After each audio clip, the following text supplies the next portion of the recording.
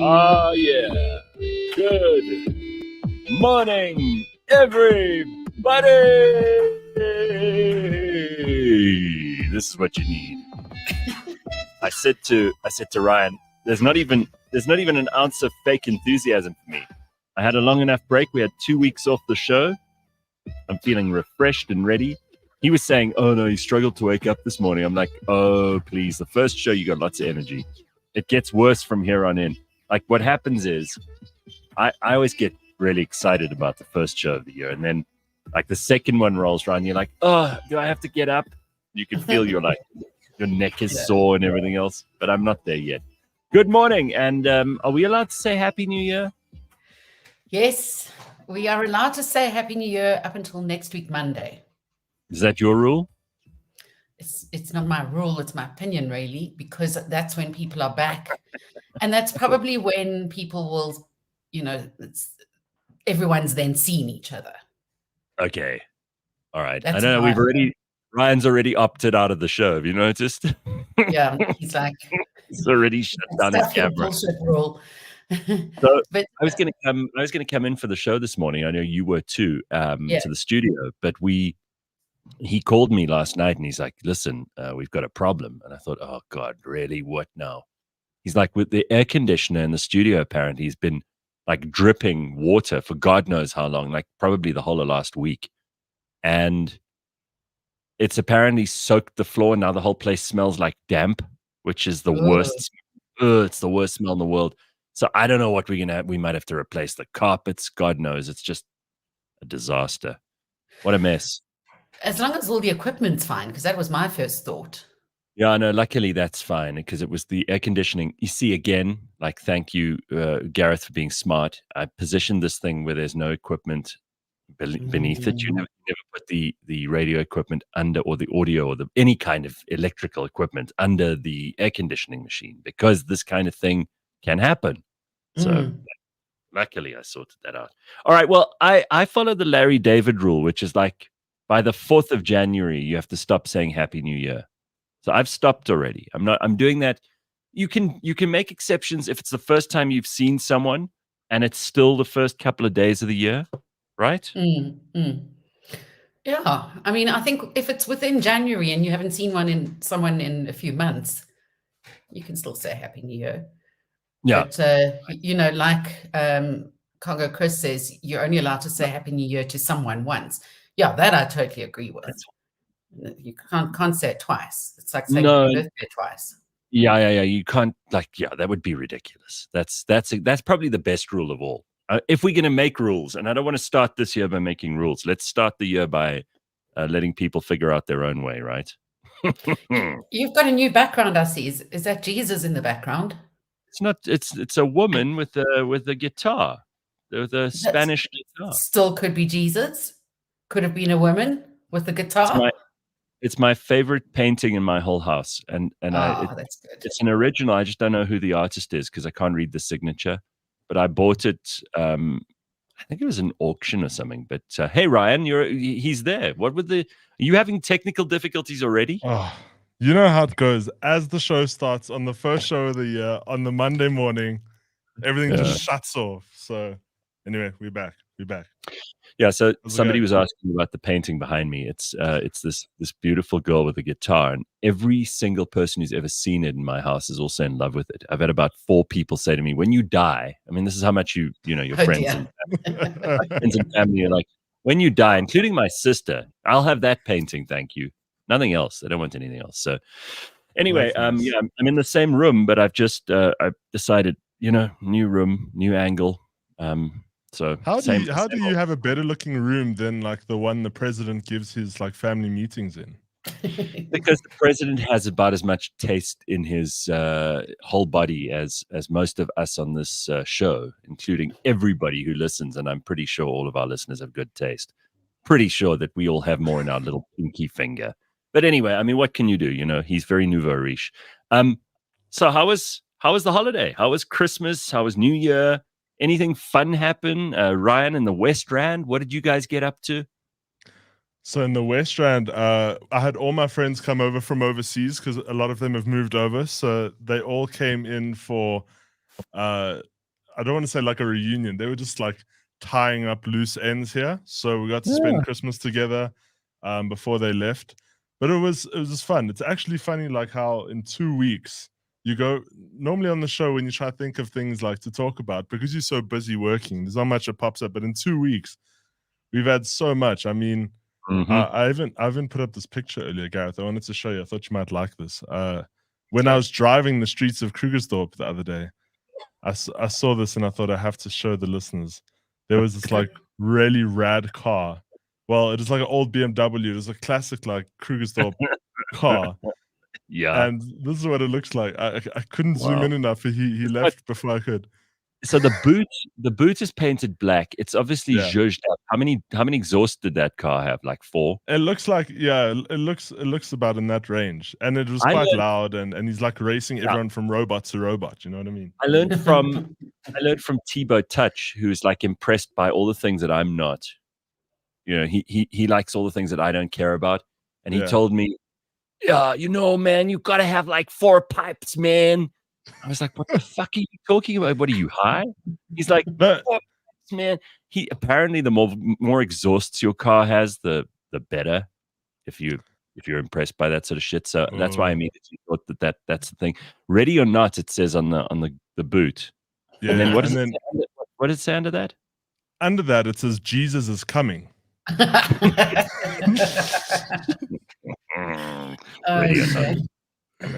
I thought that was quite funny, but it was a good holiday. I spent most of it at the airport. I think in the 1 week I went to the airport 5 times in 1 week. I went to the airport 5 times, but it was never for you. No, I was dropping friends off and seeing them off. My one friend went to Cape Town. He went to go check G-Eazy because I was meant to go with him, and then I cancelled last minute. So I just dropped him off there. He went to go watch G-Eazy live for New Year's. Then my other friend went to Ireland. Then I think. But do they know that there's a Gautrain and that you can take an Uber? Yeah, I got back to the airport yesterday, and I took the Gautrain, and then Ubered from there. Listen, I was in Cape Town for 3 days, and I decided to because I went down there for a birthday party, and I didn't rent a car. I Ubered again. What are all these friends of yours? Like, they just think of you as a glorified taxi service, clearly. No, well, I also just went to see them off because... I know, that's very nice of you, Ryan, but honestly, like, I hate it when people make use of me as a taxi. We've spoken about this before. Yeah, no, it's true. But I just thought I'd see them off because I don't know when I'm going to check them again. So, but yeah, I spend most of it at the airport. So I promise you, if I can give anyone advice, do not lose your airport parking ticket. It is the biggest pain in the ass. I didn't even realize. Like, I just thought it's like at a mall you just go pay. But I had to go get an affidavit at the police station. Apparently, there's a police station at the airport. Super expensive because they charge you for the whole day unless you can prove otherwise. Yeah, and then I had to go and they have like a photocopy shop in the airport, and you have to go make a copy of your license, take your license disc out your car, make a copy of that. It's a whole thing. So if I can give anyone advice from this morning, if you could learn from me, don't lose your parking ticket at the airport. Well, that's good to know. It means that the likelihood of your car being stolen by someone claiming it's there is low. Yeah. Well, David agrees with me and Leigh-Ann here. I refuse to take anyone to the airport since the Gautrain. Look, I understand that these people, like, I've had this argument with a couple of people who I know, and who they're not assholes or anything. They're probably better people than me. They're like, no, it's very important. You know, there's this thing about seeing people off at the airport, and especially if it's a friend of yours who you really love and you haven't seen them in a while and you fetch them at the airport. It's very exciting.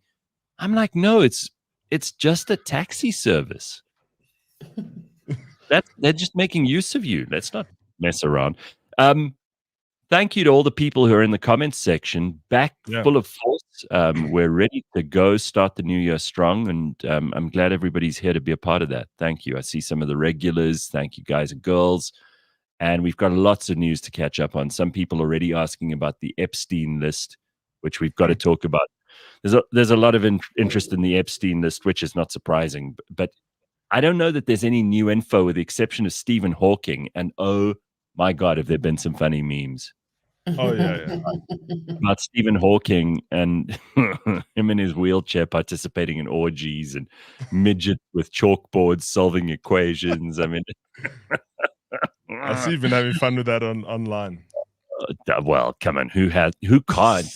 You know, it's just too good to resist. It doesn't matter whether you're a nice person or not. The Jeffrey Epstein stuff is revolting, and it's so revolting you either have to laugh or cry. And then you got people, because we knew Bill Clinton was going to come up, and we knew Andrew was going to be in there. There's not much surprise there. And also, you know, there's still names that we won't get, and there's still stuff that we don't get. But I found the Stephen Hawking thing is the only really big revelation. Because who knew that brilliant theoretical physicist was going to the island to take part in orgies? Who knew? But now, is this list, because as far as I know, there isn't an actual list. There's a flight manifesto. Yes. Yeah. So apparently even the Obamas traveled there together. So they're on the list too. So if you're on the list, it doesn't necessarily mean that you got, you know, diggy with it. You probably just went to visit. Yeah, we don't know. We don't know what they were. You know, some of them may have been participating, some of them not. But we also know that, like, Bill Clinton and Prince Andrew are definitely pervs. We know that, right? And Trump, of course. Also, they no. So Trump's exonerated. He's not on the list. Yeah, he's not Didn't on you the see list. that? He's not in there. Is he not? No, he's clear. So everybody was saying Trump's part of this. He even said, "Ha ha, you know, look at the list. I'm not on there." Let me tell you, every celebrity in the world is hoping that their name doesn't pop up on that list. I mean, oh my God. Over the holidays, there was an accusation.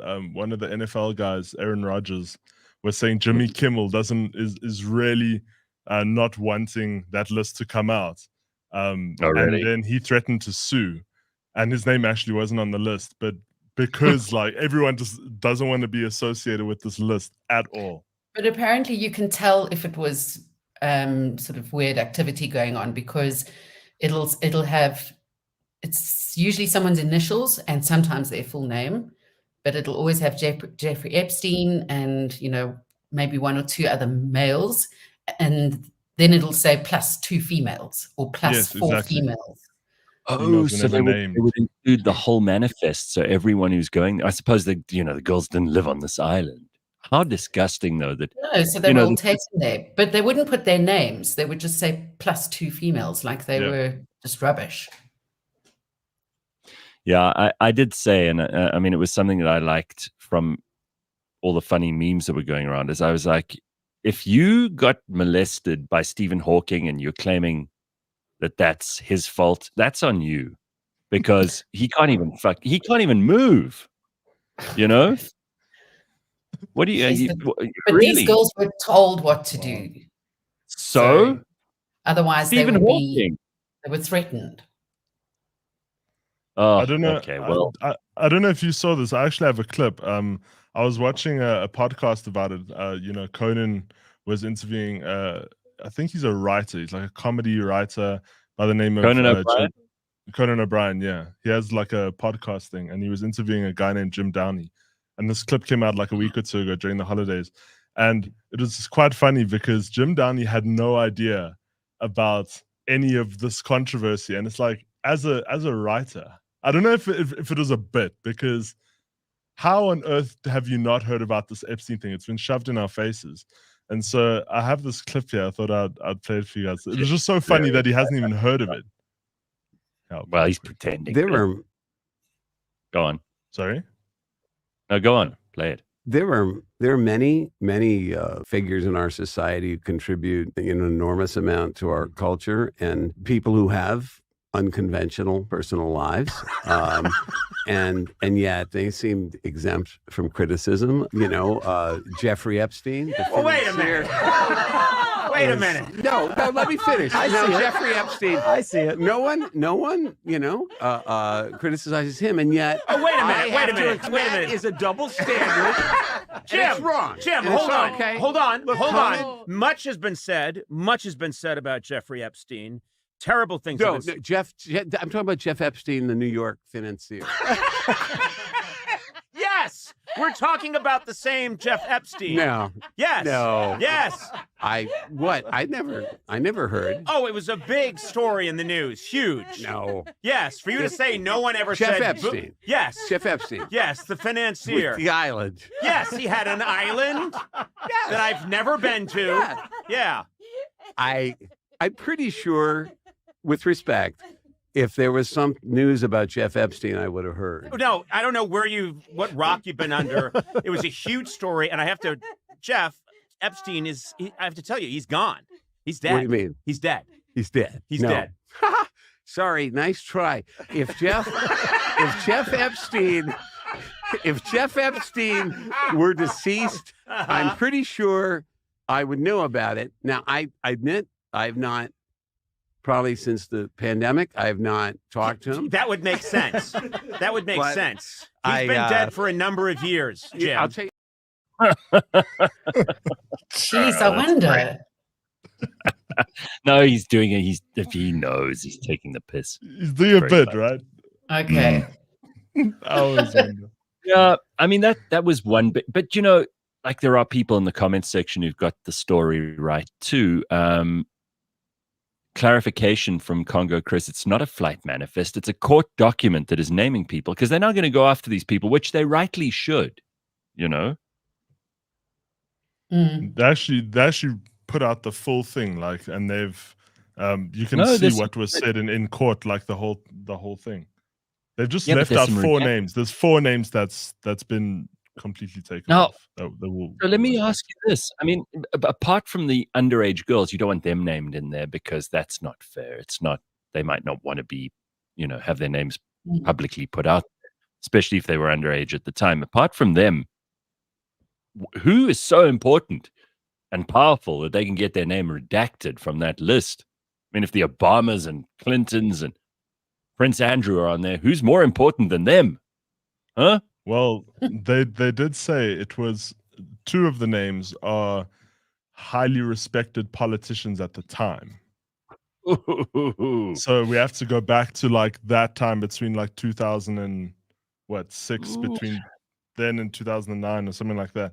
And so you have to think about the politicians that were highly respected at that time. Well, we got to move on because there's so much to talk about this morning, and I don't want to get stuck. No. Matthew says we should talk about the fight at the Miami Mall. But was it a fight or was it aliens who landed there? Because people were talking about 10-foot-tall creatures walking around in the mall that looked like aliens. No, I've never seen a more confusing story in all my life. So what I heard was, yes, there were those alien figures, but I also heard that it was kids who were fighting, who were armed with sticks. Yes. They weren't even armed with guns or knives. Florida, huh? They had sticks, and then the whole police force, the entire Miami police force, went and descended on them, leaving the rest like of a Latweezy situation, or like the Latweezy situation. Like 60 police cars pulled up to this mall. Now that it was more than that. It sounds like overkill. You could see the video. They said it was 60 in the news report, but it's a lot of cars for what? 4 teenagers fighting with sticks. Yeah, come on. There's nothing going on in that town. Mm-hmm. And then there were a bunch of really famous people in South Africa over the holidays. I saw Keith Richards was in the country for Christmas. Did you see that one? A Rolling Stone. We had a Rolling Stone in the country. Here's a picture. Look at this. There's Keith Richards. Thank you for your birthday wishes. Merry Christmas from South Africa. He's wearing a Rasta flag type thing. I think he thinks that's our flag. You can forgive him. He's really old. Jeez, he's incredible. Hey, listen, I went to a 92-year-old birthday over the holidays. That's very cool. Yes, and I went for a walk with this 92-year-old on Friday morning last week. 2.5 kilometers I went for a walk with this guy, and he was faster than me. Damn. Jeez, unbelievable. So speaking of Christmas, did you get any interesting gifts over the festive season? I got the greatest gift ever. So this is from my. He's not really my cousin, but I call him my cousin because I don't have any first cousins, and we've grown up together, and our parents were always best friends, and we knew like if something ever happened to my parents, we would have ended up being raised by these people. And he and I have known each other since we were like babies, basically. And he knows me so well, so he bought me this. Can you see what this is? Do you see this thing? Looks like a bottle opener. So Or it does. gun? It looks like a bottle opener. It's a brass thing. You put your finger in it, and you use it to push lift buttons or to open doors. Oh. So you don't have to touch things, and you don't have to touch other people's things. And that's how well he knows me. So I use this thing. It's like a hook. You can use it to pretty much do anything. I've opened doors with it, and then I carry it around. Now I'm going to be I can't wait to be an old man, right? Like a really old man. So I walked with this 92-year-old, and I realized like I'm half his age. So I've still got, if I live as long as him, I've still got half. I've got exactly the amount I've lived. I've got the same amount to go if I get to healthy 92, which means I've got a lot of years of being a grumpy, like weird, eccentric old man. And I can't wait. It's going to be so much fun. And things like this are going to be essential for. I was going to say that to open doors, to prod people, to not have to touch stuff. I love it. It's the point best at gift ever. things. I'm going to carry it around on a chain on my neck forever. To just touch the end of it. Put your finger on the end of it. I don't want to. I wanted to see if you would pass the test. No, if you touched it, then you've basically touched all of the lifts and things that you hadn't touched. No, but would it work on a touch screen? No.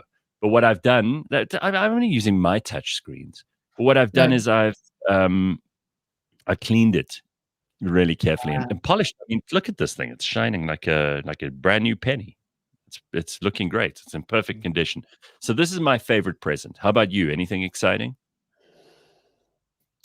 I didn't get anything exciting really, but for the first time in years since COVID, I was able to buy gifts for other people. So that was exciting. Nice. Good. So, I mean, for years, I've had to either just apologize because people knew my situation, or I would make something at home, which was nice for them, you know, not for me. Yeah, it is. But it feels nice to give gifts. Oh, it's the best. I mean, just to walk into a shop or, you know, open a website and just choose anything and buy it for them and see their happiness. It was just really good. I was able to take my family out for steaks and Awesome. You know, be the person who pays for pizzas, and it was just great. Buy the turkey, you know. You got to pay them. You got to pay them back because they've been doing this for you for the last couple of years. Yeah, exactly. So and it's amazing. Really they all feel bad. They're like, "Oh no, you know, you shouldn't be paying." I'm like, "Mom, you worried when I didn't have money, and now you're worrying that I do have money." You know, always find something to worry about. That's nice. That's nice of family. Speaking of not having money, my favorite new account on Instagram is Bums and Drones. Have you seen this account? No. No. So what they do is, I think it's fantastic. These guys who own drones are uploading footage. What they do is they follow homeless people around with these drones and like zoom in on them, and like get into their like not good. Their encampments, and like here's a bum. There's a picture on the screen now. If you can't see it, of this guy, he's like getting ready to like have a boxing match with the drone, but he doesn't realize that the drone's not going to come that low that he can punch it. But he's obviously high on tick or whatever, and he's waiting for this drone to get close enough. And they throw stones at them and bricks, and they swear at them and they brown eye them, and it's just so much fun to watch because, you know, don't we all have like a curiosity, but we don't want to actually get that close to a like homeless person who stinks is in a tent and like shits right outside the door of their tent and all that stuff. But these guys, you can see them like cooking the drugs in their little tents, and they lie there and they like. But that's an invasion. That's horrible. These poor people. Of course it is.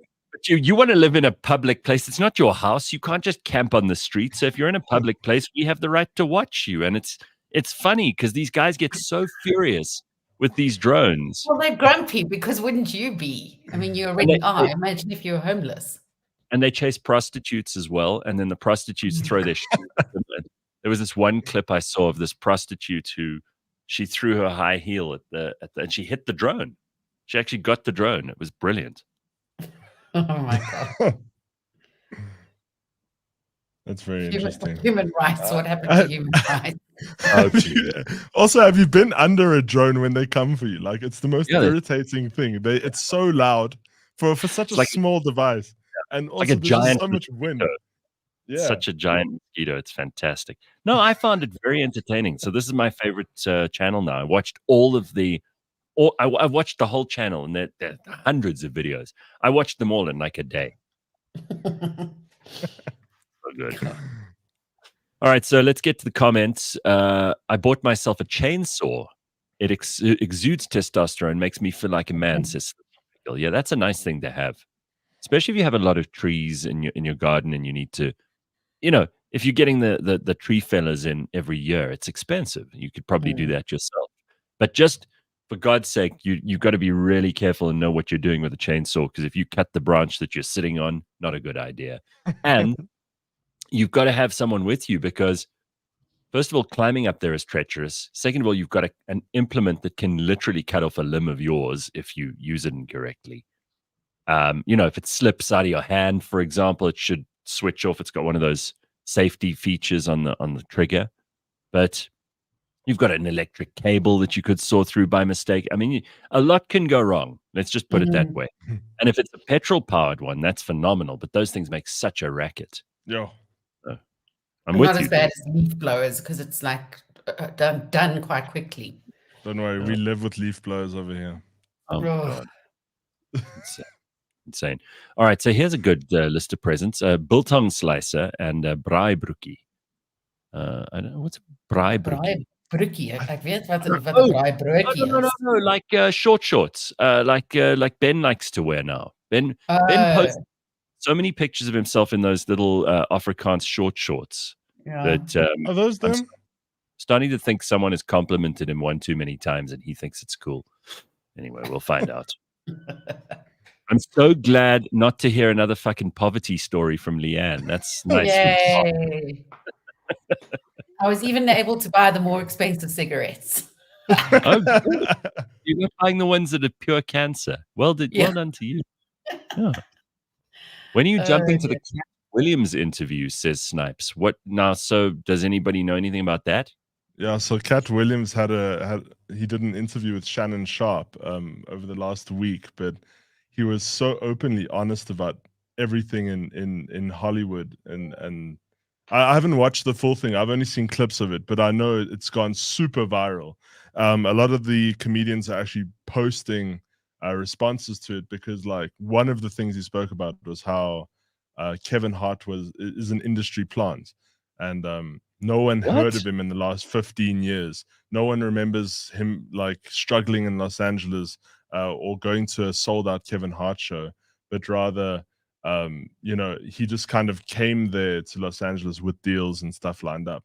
And so a lot of comedians in Hollywood are kind of feeling a bit upset. I saw Ice Cube posted a response to it. He basically just said a whole lot of nothing, but in the end, he was just stating that he's put a lot of comedians in movies and nobody's put him in movies, and he's upset. But Ice Cube's been in movies. Maybe there's no demand. He just says like these guys aren't putting him in his movie, so he's putting all these comedians in his movies, but no one's putting him in their movies. So I don't know, but it was quite funny. But it was quite a controversial interview. Okay, well, I'm not interested in that. Thank you. Nico says braai shorts are shorts made for braaiing, so you can wipe your hands on them. They're made from dishcloth. Yes, I thought. Oh yes, they're made with those like checked. Those stripy, those checkered dishcloths. Yeah. Right. Yeah. Okay. All right. Well, I have some interesting stuff here for you. This is quite cool. I found this came up on my Instagram feed, and I'm not sure why, because I don't cook and I don't care about recipes or any of that stuff. But Leigh-Ann, you might know who this is. One of my friends knew who it was. So there was this woman who was famous in the 1970s, could even have been the 60s, long before we were born. I didn't even know she existed. And someone sent this clip to me, and it's this woman, and she is hilarious. But she's not trying to be hilarious. This is how they used to do shows in those days, and I just love seeing how things have changed. Like now we've got Gordon Ramsay and those people who are like swearing and carrying on in the kitchen. This woman used to do a thing called the French something, or in a French menu, French kitchen, whatever it was. Her name was Julia Child. Does that mean anything? Oh my God! How can you not know who she is? Julia Child. Of course, I don't know who she is. What the hell am I going to know about Julia Child? Right, exactly. There've been books and movies and yes, I didn't know about her. So and Dan Aykroyd did a skit on her. Where I didn't know who this was. The early days of Saturday Night Live, where he cut his veins by mistake, his arteries, and she was spewing blood all over the kitchen. Oh my gosh. Dude, Julia Child, more number two. And she says her name like this, Julia Child. Anyway, so here she is. Just listen to this, because this is hilarious. She talks about finding like shit lying around in her cupboard, or no, it's her fridge, but she calls it her ice box. And she's going to make something out of this. So this has been like one of the funniest things I've found on the internet. And I really didn't know who this was, but now I'm like looking for clips of her, and it's hilarious. Take a look. And sorry, I think I've been rooting around in my icebox, and look what I found. A bit of yellow squash, a handful of beans, a few Brussels sprouts, and 3 lettuce leaves. Not enough in themselves to do much, but what a soup du jour they're going to make. I've got 3 soups here, and they all look exactly the same. And actually, at this point, they are exact. I can't play more because, but I was rooting around in my icebox, and look what I found. So she was the person who brought French cooking from France to American homes. Yeah. Her husband had to travel for business to France, and she took herself to French cooking school. She was the only female there at the time, and they all laughed at her because she couldn't cut an onion fast enough. And she absolutely nailed it. She practiced and practiced, and there was a movie made after that, Julie and Julia, or the other way around, where an American woman in today's age went through her book and made 365 meals. Yeah, she's absolutely brilliant. Okay, so I feel so stupid. This is like when people mention a celebrity that I just don't know even exists, and I feel so like dumb Jeff about Epstein. Yeah, like that guy in the Jeff Epstein clip. It's exactly that. It's unreal though. It's cool to discover stuff that you didn't know existed. And I don't even like cooking shows, but this woman is very entertaining. She goes, blah, blah, blah, blah, blah, I'm Julia Child. And I thought, that's how she actually spoke. And she was fun. I mean, like, in those days, there wasn't a lot of entertaining TV. She must have been a rock star. She was brilliant. Yeah. All right. I think to make that cut, you have to be something special back then. Well, you got to tell us about. Yeah. You can even visit the I think it's the studio that they used to film the film in of her kitchen and what it looked like. You can even visit that and take photographs in it. Yeah. Very cool. Congo Chris says that's you in 4 years' time. No, I don't think I'll ever be domesticated again. Even this year, it was again my brother who does all the cooking. I kind of rebelled against it after being the white picket fence domestic goddess. So, and being married, and cooking for other people, I kind of rebelled against it. I don't think I'll be doing that again. So you won't go rooting around in your icebox. Because it's 3 lettuce leaves. So one olive. I feel like this is another thing that I didn't know anything about. Who the hell is Gypsy Rose? And Why Oh was my that a God. news story? You Gareth. see, Leigh-Ann. Well, I'm Yeah. glad Leigh-Ann knows, because I was shocked you didn't know about this. It's also been one of the biggest stories. Like, Yeah, it's huge. What is it? Go on. so Gypsy, this yeah, go. so Gypsy Rose is she's a child who recently got out of jail for charges of killing her mother. But Well, there's a she's whole in her backstory 30s to it. now. Well, she's in her 30s now. Gareth, she was a child who was a victim of Munchausen by By proxy. proxy. Yeah. And also made into quite a number of movies, but there was one in particular that was really well done.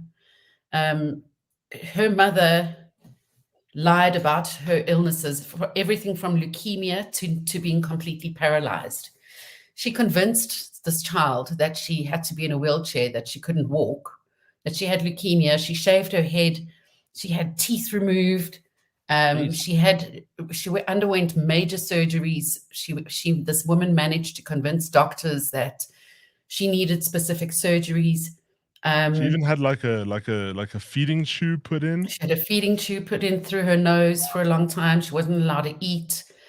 And then when she started, she was lied to about her age. And this woman also lied to an entire community and got everyone to raise money for them. She put her onto one of those Last Wish Foundation lists things, and as a result went to Disneyland with her and a whole lot of things. She had some foundation build them a house after saying that she'd lost all her medical documents in Hurricane Katrina. And as this little girl got older, she started realizing that she wasn't all these things. She wasn't allowed to make friends. She stood up next to her bed one night and she was like, I can actually stand. That's when she started doubting everything that this woman had told her. She'd lied about her age, trying to keep her young. She had these medicine cabinets full of stuff. She was over-medicating her, with a whole lot of medications. And this little girl eventually found someone online and they befriended each other, and eventually it became more. Look, this guy was a total nut job, but he hatched this plan along with her to kill the mother. At that time, that was the only way she felt she could escape as a young girl. And he eventually came over to the house and stabbed her mother to death. It was a whole orchestrated thing. It was all orchestrated, yeah. The two of them ran off and they went into hiding for a few days. Eventually they were arrested and she was given 10 years in prison. I think she served 8 of them, and he's in for life. He's in for life? Yes. And she was just released. She's, I think, 30, in her early 30s now. And she's got a husband now as well, yeah, a different, she's married. a different guy. But everyone is on her side, and she's absolutely huge on social media. She's already, opened up her new accounts, and she's just living life like a normal person should. Right. So when I heard the story that there was this girl who'd murdered her mother and she was out, but the guy who'd done it with her is still in, I thought, that clearly these are just like trashy people. But now that you tell me about the Munchausen by proxy thing, I would have killed this mother too. Absolutely. Especially when you're that young and you can't think of a way out of it, Yeah, so Tracy says when she talks, she sounds like a 5-year-old. Here we've got a clip. Listen to this. In 2015, Gypsy says she reached a breaking point and plotted with a boyfriend she met online, Nicholas Godejohn, to kill her mother. Gypsy would later plead guilty to second-degree murder. Godejohn was convicted of carrying out the stabbing death and sentenced to life in prison without the possibility of parole. Is it fair that he is incarcerated for life for killing your mom and you're out? Well, I'm sure that we both have a lot of regrets. All I can really say is that I did my time. He's doing his time for his part. And I wish him well on his journey. Yeah, she doesn't, I don't think, she doesn't sound like she's, stupid or anything. She's got a squeaky little voice. But I'm on her side too, and you've just told me the story for the first time. So Snipes asked, did I avoid all news and social media during the holidays? Pretty much. Pretty much. So I don't know. I mean, this is why I like getting back to the show, because then I have to find out what's going on about stuff. She has 7.8 million followers. Yeah. Yeah. Everyone wants to know like details, because I don't know if there just hasn't been like much going on. Leigh-Ann probably knows more than I do about it, but like everyone just wants her to talk directly into the camera and give us her perspective, because she's been put away for so long. Sure. Look, she's one of the first to admit that the one documentary in particular was pretty accurate. But she has her own documentary coming out now. And there are these naysayers who's saying, here's a girl who murdered her mother and now she's profiting off of it. Yeah, well, I mean, another famous release that happened this week, Oscar Pistorius is out of jail. Yes, that's true. Apparently, I saw one clip on my phone saying that he was smoking cigarettes, looking bloated and grey. But who knows? Who knows? They got him into that house without anyone seeing. They must have like got him out at like 3 a.m. Also, our journalists, no one saw him. Journalists in this country are so lazy, they wouldn't have bothered to like make an effort to go and see what was going on. I promise you, these guys would have waited to, Oscar's got to phone them or WhatsApp them for them to actually go and do their jobs. Our journalists, please. Useless. Anyway, Sanella says, I'm like Gareth. I know of nothing that happened over the holidays news-wise. Well, you're allowed to take a break from all of that. And it's not like it's good for your health. I'll tell you what, if you spend a lot of time on your phone and you continue to do that during the holidays, if you have to spend time on your phone because of your work, which most of us do these days, then at least over the holidays, try to cut down on it. And you don't need to know what's going on in Bangladesh.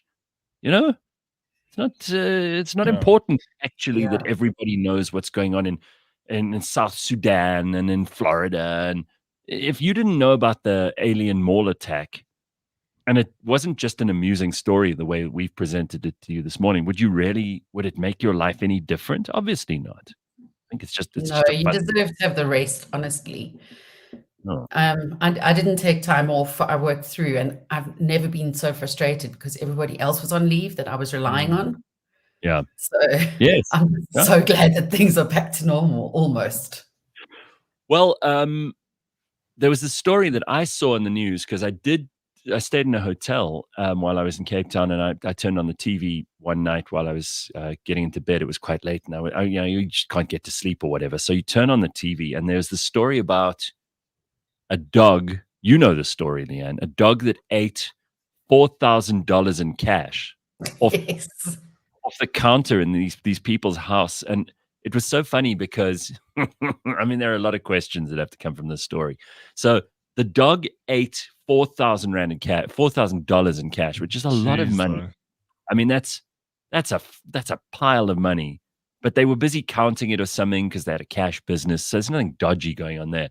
But the dodgy part is that after the dog had eaten this $4,000, they collected all of the dog shit and they like sifted through it and put the notes together. Did they?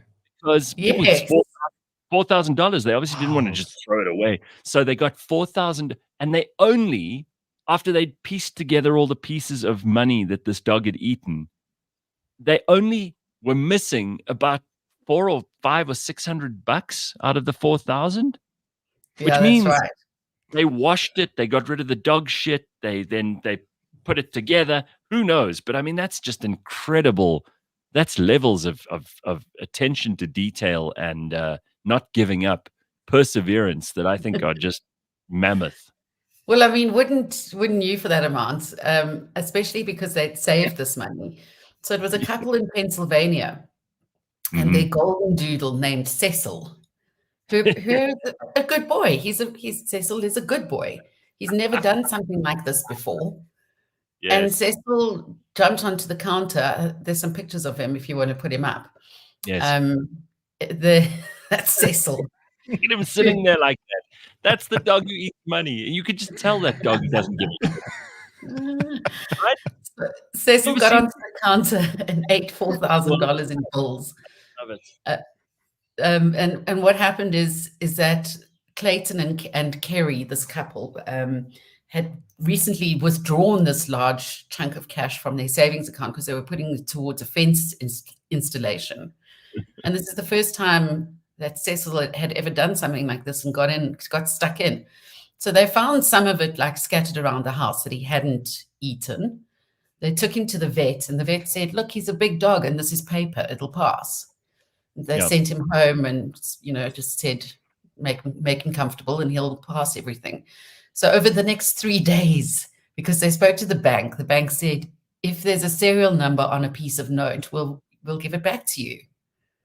So for the next 3 days, they sifted through in the laundry. They literally laundered his poop and the money. So great. Pulled out all these little tiny pieces. Let me just see how much they got out of it. They were able to salvage about $3,550 of the total money. That's right. Wow. So the rest he absorbed. I admire their diligence in going through all of this stuff and like finding every serial number. It's true in South Africa too. If you can find a note and it's torn in half, and both sides match in serial numbers, they will replace the note for you. You have to go to the Reserve Bank or a bank. I think you could do it at any bank. Okay. We had a dog once when I was still living with my parents, and she ate up a 50 Rand note. So we put it. She didn't eat it. She just tore it up.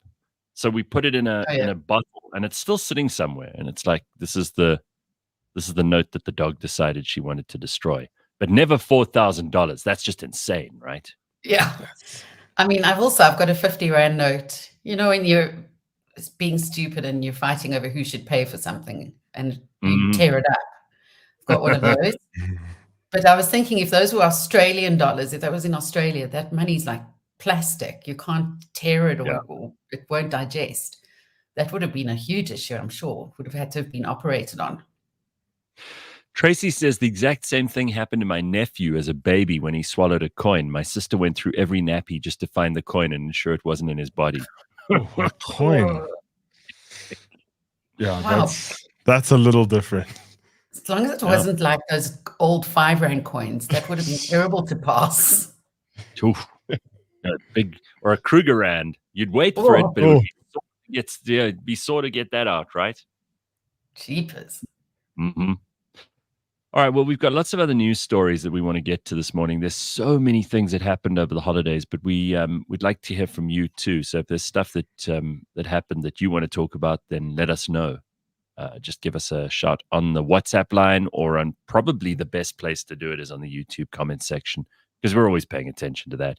So if you're watching us live on YouTube, and please, if you are doing that, I'm not going to ask all year long, but it would be great if you would like and subscribe, especially for the first show of the year. It just helps us. And I know you don't want to subscribe to like 9,000 things. I'm feeling the same. I want to really cut down on all the things that I'm not that interested in anymore. But if you're interested in this show, please do it. It supports us. It helps us to grow and spread the word this year. We want to take things up a level. And I mean in serious directions, international stuff, growing our audience at home, getting you the best guests. I've been working on that through the holidays too, lining up some people for this year. It's going to be fantastic. By the way, just remember when you write down or type your first email that you get the date right, because I already I had a short meeting on Friday morning. It was an online meeting, and I was making notes on a piece of paper, and I wrote out of habit 2023, and you'll do that for the first couple of days of this year. So just pay attention. You don't have to scratch it out. 2024, brand new. It's the 8th of January already. We're 1 week in. Remember writing checks, how nerve-wracking that was. Oh, wow. Ryan doesn't even know what that is. He has no idea what it is. No. I remember checkbooks. I remember seeing them, but I've never written a check myself. So did your parents write checks? Yeah, I think so. But it must have been so long ago, like very long ago. I think my dad barely used this, but I remember him having one. Like I just remember this like book of checks. How old are your parents? So my dad is 60 and my mom is like, I think 58. Oh no, they would have definitely written checks. Yeah, 100%. no. So, but I just think in my lifetime, I think they were slowly fading away then. So, yeah. Hey, Yeah. speaking of old people, so I got this hook as my favorite birthday present. I mean, Christmas present. But I bought my dad a bug gun. It's like a Bug assault. Yeah, you put salt in exactly. Bug Oh. assault. You put the salt in the top of it, and then you shoot flies and mosquitoes and whatever else. He loves this thing. You have no idea. I've never seen him so happy. It's the best thing I could have got him. It's so much fun. I've wanted one ever since it came out last year. It's been spoken about, and Yeah. I don't know how is it accurate? Like, does it work? Dude. I thought maybe it's like a gimmicky thing. No, I tried it and it works. It's a brilliant thing. And obviously my mother's now complaining that there's salt all over the floors and the furniture. Oh my word. Is it Going around fine table salt? Is it normal fine table salt that you use? Yeah, you don't need to use rock salt. And in fact, I think table salt's probably better for the mechanism of the gun. But look, your range is it's less than a meter. So you have to be pretty good and pretty accurate. And it's better to get the insects while they're sitting down rather than while they're flying around. It's hard to get them while they're flying. You kind of move. You look like you're possessed by demons. But he loves this thing. In terms So, of range, yeah. like how close do you have to be? I would say you can't go much more than 1.5 meters. It becomes too dispersed. It's like a shotgun. You have a pattern that, in a shotgun, you have to stay, I think, within about 100, 150 meters for it really to have, because you've got lots of little shot, bits of lead yeah. shot, and it forms like a pattern, probably about Oh, I see. size of a basketball at its best range. And then beyond that, they don't really become very effective. I mean, you get some shoot a bit further, but I'd say about 150 meters is right for a shotgun. So for this thing, it's way less. It's salt. So, Yeah. I think it would hurt if you shot it at a human within 1 meter. It would hurt. Like, can you imagine on the back of your knee? The back of your leg? So I've Like taken. stand. I tried it out, and I killed a fly or two, so it works. Do you guys like collect the flies and put them in a tin as like a? No. I wonder if it would work on like rain spiders and things. I wouldn't want to hurt those, Lee. You need those. We need those around. They eat the mozzies and flies. They're doing you a favor. Also, in case it doesn't kill them, you don't want to piss them off. They'll tell their friends and come after you. John Bad Dog says, my son also got me a bug gun. Yes, the salt is all over. I put table salt in. It doesn't work so well. But if I put ground coarse salt in, I shoot them out of the air at 1.5 meters. There we go. Okay, so you could put coarse rock salt in. Okay. Oh, man. Good. That's so cool. All right. Congo Chris says, I grew up excited at the prospect of owning a checkbook. Just my luck, they fell out of fashion shortly before my 18th birthday. Oh, shame. I remember writing post-dated checks. Oh, yeah? Were they post-dated? But you were writing them into the future. How could they post-date, right? Yeah. For things like if I loaned money from my dad to buy a car or whatever, I would fill out a whole checkbook full of checks, spend an afternoon doing that. So ridiculous. And my mom being a bookkeeper at the time, I used to have to sort checks out for her when I was bored and I wanted to help, put them into a number order. Lots of fun.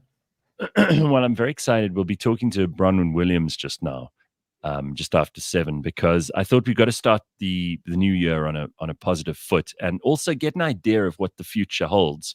Now, she's not Nostradamus, and she's the first to tell you this, but she does have a pretty good grip on what the trends are at the moment, where we're going, what things people are talking about, what we need to pay attention to, where business is headed, the political future of South Africa, which I think, is going to be a big year this year. It really is. It's super important, not just for us. There are elections happening in, the list of countries is like, I don't know, 40 countries long it's almost half the population. In fact, it's more than half the population of the Earth are going to be determining their future this year. So it's a very pivotal and important year. And we'll talk to her about all of these things because Bronwyn, who works at Flux Trends, is very, very clued up on this stuff. She's also written a new book, which we'll talk about too, and plenty of other good stuff. So stick around for that. And then also your comments and likes and subscribes. If you don't mind doing those for us, then we can get on with it and make this count.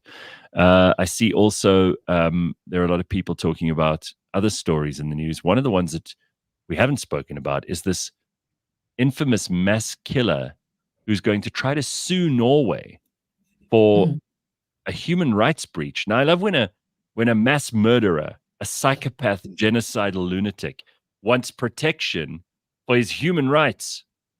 Only in Norway would they even take this guy seriously. In any other country with its brain on, as opposed to switched off, they would just say, sorry, dude, you tried to kill as many people as possible. We don't care about your human rights. Sorry, not interested. You remember this guy, Anders Behring Breivik? Yes, he was on an island somewhere, and he killed just 77 people. What a maniac. That was back in 2011. And he's trying now for the second time today to sue the Norwegian state for allegedly breaching his human rights. So he has been in solitary confinement since being imprisoned in 2012. But solitary confinement in Norway means something completely different. Oh, boy. In Norway favors rehabilitation over retribution. So his solitary confinement is not in a little cell like we imagine from the movies or have in our own country. He is in a 2-story complex with a kitchen, a dining room, a TV room, an Xbox, several armchairs. He's got artwork, black and white pictures of the Eiffel Tower on the wall. He's got a fitness room with weights, a treadmill, a rowing machine, and for some reason they've included in the story 3 parakeets fly around the complex. I don't know why that's so. Maybe they're trying to say he's not solitary if he's got 3 parakeets. But his lawyer is arguing that he's changed his name. By the way, he's now Fjortolf Hansen. Oh, great. His lawyer's saying, but he hasn't been able to form any meaning relationships with anyone. Oh, shame. Oh, you know what? Listen, are these people the government of Norway insane? This guy lives better than 80% of South Africa. Well, and he's a violent maniac who tried to kill people. He killed 70-something people. What are we talking about his human rights for? Who is, really Scandinavia? We all look up to you. You guys get it right. You're very high on all the scorecards of countries and how happy people are and how many benefits they get from the state and how well your government runs. But you guys are taking it a step too far. When a mass murderer gets to live like this, and there are people literally living in their own ordure all over the planet, and this guy's complaining that he hasn't had a chance to meet anyone because he's living in this 2-story apartment, which is meant to be a prison. With parakeets? Yeah. He's complaining that he can't email anybody. Oh, wow. Where? Look, there's hope for the Norwegian government here, slightly, because they've declined his request once before. So let's hope they decline it again. But do they not realize in this whole rehabilitation versus retribution thing that this man is beyond rehabilitation? Of course, and that he would be put to death in most countries. That's what they should do. They should say to him, oh, you don't like the way you're living at the moment? That's cool. We'll take you out to the gallows. How'd you like that? That'll shut him up. Yeah. Norway. Really? Wild. You guys have got to get your story right. Norway. What an embarrassment. Honestly. Sounds like the type of place that you wouldn't mind being caught selling drugs in. Are you kidding? There are South Africans. There are South Africans listening to this story now going, how many people do I have to kill to get free accommodation and an Xbox and a fitness room? I mean, most people in this country are looking at this situation going, I'll do some crime if I can get the time, and I'll never complain. You take away my email, but I'll live in a nice apartment. I'll have parakeets. I'll have some armchairs and an Xbox. This is good. I'll do it. Let's go. He probably just wants someone to play Xbox with him. Well, I mean, here, Or to spot Congo him. Chris says in Denmark, the prisoners get to go home over the weekend. I think that's true in certain. Yes, it is. Denmark. And by the way, people were asking, where's Dr. Hanan? He's only back from next week. So in case you were wondering, he hasn't left us. We're just going to start. That's someone we're going to have to say Happy New Year to. So check yourself before you wreck yourself. All right. All right, you can do it. You can do it on our behalf. I don't want to break my rule. Okay, everybody, we've got a whole hour of good fun for you and lots of hopefully very insightful and useful things with Bronwyn Williams. I'm excited about that. It's a great way to start the new year. Let's get cracking. It is 7 o'clock on Monday, the 8th of January. We'll be back in just a moment. Don't go anywhere. CliffCentral.com on this brand new week, brand new year, start of things. Let's go.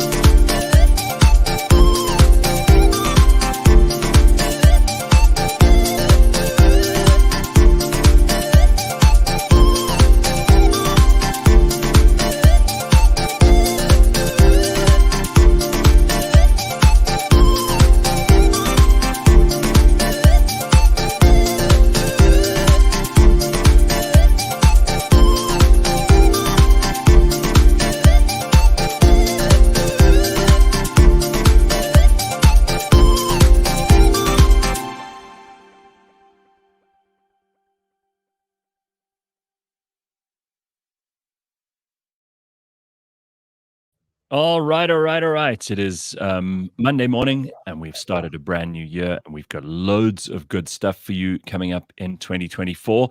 And we thought we'd start strong this morning and bring in Bronwyn Williams, but Leigh-Ann and Ryan and I are here to look after you through the rest of the day. And of course, there's plenty of good stuff coming up on cliffcentral.com a little bit later on. So Bronwyn Williams, in case you don't know, and she's been a guest on the show before, is a futurist, economist, strategist, trend analyst, an author, and a speaker. And I love her Twitter biography, which is Hometown Profit, but spelt Profit. And she does say puns intended. Futurist for money, economist for fun. And she's written this brilliant new book, which I was actually looking at over the holidays, which is why I thought we need to get her on. It's called Rescuing Our Republic. She's written it with Ludwig Rahl, and it's about radical ideas on how to save South Africa from itself, which is just exactly what has come up in conversation a million times over the holidays. So, Bronwyn, it's really good to see you. How are you? Great. Thank you so much for inviting me on the show. Very good. Were you about to do an Eisteddfod or something? You got like a velvet curtain in the background. It looks like you're about to, I don't know, do a Lord of the Dance routine for us or something. I'll spare you my singer-songwriter endeavors for today. Well, it's very good to have you on, and I can't think of a better way to start the new year than to start thinking about what the world and what South Africa are going to be obsessed with this year. I kind of did a soft intro by just saying that this is the year of multiple elections all over the world. It's a year where people will really have to decide their futures. The US is obviously having their election. We're having ours. Russia's having theirs. Not that we're expecting a hugely different result from what we expect every other year from Russia. India is going into an election too, and Modi looks strong there as well. And then there are a bunch of other countries. Congo just had their last election just before the holidays. And there are lots of countries totaling more than half the world's population that are going to be going to the polls. So clearly it's going to be a year for everybody on earth to make some important decisions. You think that's a good way to start? Yeah, there's definitely a lot of things that are up in the air. And I think the South Africans have felt this for quite a long time. A lot of us came out of COVID thinking that like that would be the end of it and then life would go back to normal. But it's certainly not been that case. And certainly with our business clients, we definitely still see people as kind of still stuck in this pause mentality, waiting for things to get better, waiting for some sort of clarity or certainty before they decide to commit to invest in whatever new project, new institution, new piece of education. Everyone's kind of like waiting for things to get back to normal. But I think that we need to get used to this sort of uncertainty, and you have to kind of make your own future going forward, right? You have to sort of lean into the uncertainty and be someone who tries to lean into the wind rather than waiting for things to settle down, because that doesn't seem likely. As I've kind of termed it, this is the year where nihilism sort of switches into absurdism. I think that like the election of the Argentinian president, for example, is quite a good sort of signal in that regard. There's also a whole lot of socio-cultural cues that sort of speak to that same sense that nothing makes sense, so why should we either? So expect a lot of the unexpected this year. But another way that I've kind of tried to frame the themes that I'm looking at for this year would be pirates and zombies. I think sort of sums up a lot of what's going on, which sounds quite extreme. But I claimed that title towards the end of last year, and I think it's already played out quite well on the pirate space. Just explain pirates and zombies to us. You got to go slowly. I know you're thinking in the future, and sometimes you're talking about the future. You got to take us step by step here with you. As you said, many people are still in a holding pattern and have been for the last 2 or 3 years, and I think everybody's desperate to shake that off now. But what do you mean by pirates and zombies? Yeah, that would be my way of sort of framing the themes for the year ahead. So we've got the sort of shift into the absurdism, and then why not bring in some interesting characters? So pirates and zombies. Zombies is sort of a placeholder for a whole lot of what's going on in the economy, but also coming even down to sort of drug-resistant fungi. I don't know if you know that, right? Even in KZN, we've had a case of drug-resistant ringworm, which sort of speaks to, on the more sort of fringy side of futurism, we're always kind of looking at bio threats and other threats. And, you know, we've all, the Last of Us was quite a big show over the last couple of years. Yes. These sorts of things, well, that's the sort of the more literal interpretation of the zombies. But the perhaps more important one is what's going on with the global economy, which, as I said, has shifted into full absurdism gear right now. I think that the sort of bellwether statistic that sort of speaks to the zombification of our economy at large at the moment is how in China they've built enough houses to house a third of the world's population that are now standing empty. In other words, they overbuilt that much property. It's just sitting there vacant in order to prop up fake economic growth figures, right? And China. And because of that, those sorts of completely nuts figures do speak to a completely zombified economy, right? I mean, these are sort of economies like golems that are running around. Well, without we've got an actual zombie in the White House at the moment who he doesn't know what He's just gone on holiday again, by the way. He left for his 85th holiday, and it's only just started in 2024. He was at work for, I think, 3 or 4 days and then needed another holiday. Joe Biden has taken more holidays, even if you don't believe he's senile and degenerate, which everybody who's got 2 eyes and a brain can see for themselves. Even if you don't believe that, let's say you're a diehard supporter, you still have to explain why the guy has had more holidays than every other president almost put together. And I know he's very old, but there is a good 80, whatever, however old he is, and there's a bad 80, you know? Yeah. Yeah. Zombies everywhere, but also zombie companies too. I mean, a lot of the sort of tides washing out and a lot of the easy money that was being floating around since COVID. There's a whole lot of companies that we've become to rely on that are really pricing below their actual market pricing point, right? So you've kind of had these sort of subsidized services and subsidized companies that have been propped up by easy VC money. Things like even the likes of Uber, for example, that we pay far below what the actual value of the service is, as any sort of driver will tell you, right? There's a whole lot of these sorts of things. Whereas the sort of easy money tide washes out, who's gonna be left with their pants on when the water comes out. But at the same time, keep that absurdism sort of lens in place. I saw a story over the weekend about how many new startups have failed in the last year or two, as compared to before when the world economy was in a slightly better state. I'm talking pre-COVID 2019. But it seems to me that a lot of venture capitalists are being very much more cautious than they've ever been, and that these startups, which were a dime a dozen, and you could have got literally hundreds of millions, if not billions of dollars of investment, are all falling apart left, right, and center. The success rate for companies has dropped to an all-time low. Yeah, well, it depends on your metrics for success, right? I mean, if you can keep it afloat and you can keep payroll going and keep shareholders happy by doing more acquisitions and by coming up with more projections, then you don't actually have to deliver.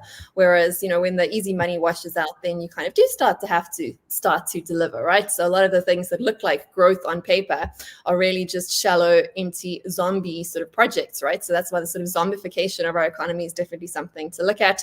The China example is just hugely extreme, but there's many companies that have benefited, as you said, from the sort of fake growth that we've seen, right? But it's all sort of zombie monsters underneath. Also, in terms of zombies, we can see what's going on with AI, which I do tend to think as being sort of zombie replications of human interactions, right? So it's the sort of hollowing out of a lot of the things that we're doing. It's turning us into more zombified kind of consumers, right? The more we outsource our decision making to machines, chatbots, algorithms, etc., the more we outsource our business choices to these sorts of platforms, the more kind of zombified we become. So it's sort of this autonomous commerce kind of economy that we're going into. Autonomous chatbots, and not just chatbots, but actually like adversarial agents is the next phase we're going into there. That's where essentially you have bots selling to bots, right? So a person like you or I could have our own bots or our own AI that will go out and make a decision for us. Say we want to go on holiday, you can go and shop for the best flight on our behalf, but at the same time, the companies selling you flights have their own agents that are now adversarial. They're trying to outprice you, right? I've seen just recently, in fact, last night I read an article on how some brands are setting up their own influencers online. They're setting up profiles for these fake influencers, and you can basically control everything that they say and do, and promote your product. And that's a complete 180 from us wanting to have influencers as these real people who are really trying out your products and really giving them honest reviews. It just, defeats the whole object. And the other thing I saw this weekend was, The Simpsons being well known for looking into the future in predictions. And we know the escalator shot of Trump coming down and waving, and, they predicted that he'd be president, which at the time seemed ridiculous. And now what Homer's been doing while we have been watching is building an underground, zombie hideaway, or like an apocalyptic tunnel underground to house his entire family. And that's what people are saying is, could this whole apocalyptic ending be in sight this year? It's just crazy to think. Well, the billionaires have been doing that for a while, right? So if you sort of follow the sort of fringes and the signals, in fact, it was one of the very first sort of trend pieces that I pitched to Dion, my business partner, back in the day when I was just starting out in this industry, was the whole thing of the billionaires, even then, like 10-ish years ago, already starting to dig bunkers out of pieces of rock in New Zealand and here in Africa too. Very interesting, right? Mark Zuckerberg is famously building quite a fancy one right at the moment. He's got a bit of press for that. So he's putting a significant percentage of his fortune into this sort of underground enclosed space, right? And there's kind of reasons for that. If we do look at what's happened again with AI and what's going on with the general geopolitical shifts, there are an awful lot of single agents, like one guys, that could push various singular red buttons and cause some pretty devastating chaos for all of us. So we've got a whole lot of rather questionable people in charge of nuclear codes all across the world. I mean, the nuclear warheads haven't gone away just because we've stopped panicking about it from the 1970s. Doesn't mean that threat has disappeared. But now we've also got the other really interesting threat that you can kind of ask ChatGPT how to create like a bioweapon in your garage using sort of chemicals you can get from Pick and Pay or Builder's Warehouse, right? And this information is available to crazy people. Not all of us are crazy, but a fair amount of us are. I mean, what do they say? Like 3 out of every 100 people is a psychopath, right? I mean, like that. Well, those are great odds. When you're put under threat, and we saw normal people becoming crazy during COVID, bulk buying and that sort of thing. So there may only be 3% of people who are crazy, but when placed under pressure, that number, rises significantly. Yeah, so I mean, that's interesting times. I mean, if I was a billionaire, I'd probably also want to sort of hedge a little bit, just maybe have more bunker. Let's not forget, in the 1970s in America, this was pretty common. These popped up in like movies and sitcoms. Like families would have their little nuclear bunkers in their yard next to their swimming pool, right? Yeah, people always, there are always going to be like a fringe group of people. The preppers are still doing this. They did it before COVID. And obviously, when it comes to survival stuff, people do. And the richer you are, the better a plan you can make. I saw an interesting interview probably about 2 years ago about all these preppers and, billionaires who are doing these bunkers and things.